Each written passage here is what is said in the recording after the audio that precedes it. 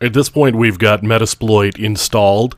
Everything is up and running. It went through this configuration process where it does all of the database configuration and setup, and that takes some period of time, but we're now up and running and we're in the web interface portion of Metasploit. And you can see the very first thing it's doing is it's asking me to create a username. So I'm going to create a username. And I'm going to just give it my personal information.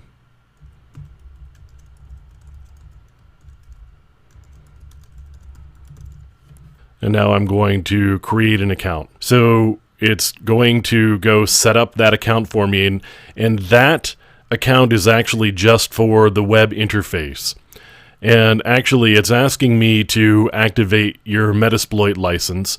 And that really also is just for the web interface.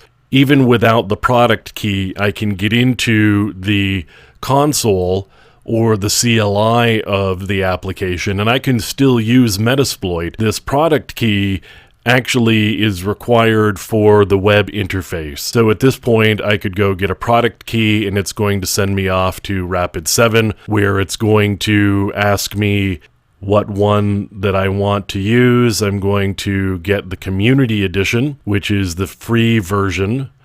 And so it's filled in some information for me. I am going to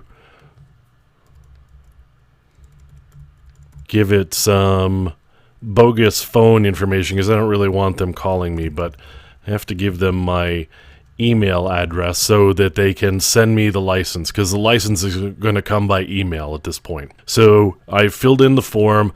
I've requested the product key. Once I get the product key by email, I can activate the license. So this is an important part, again, if you want to use the Metasploit web interface, and it's not necessary if you're just going to use the console.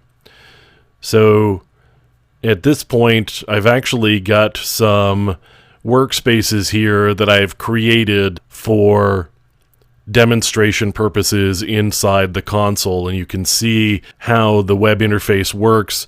We get all of the pull downs here. I can do things like adding hosts to my workspaces or my projects. I can take a look at the vulnerabilities that are there and the captured data. So when I get to the point that I have exploited vulnerable systems, I may be pulling down user information or some other types of details, and that would get stored under captured data. You can see the tasks and the sessions, and there's some other capabilities that Metasploit has here. But this is really just the basics of the web interface, and again, I can still use the console without actually activating this product key, which I really need to effectively use the web interface.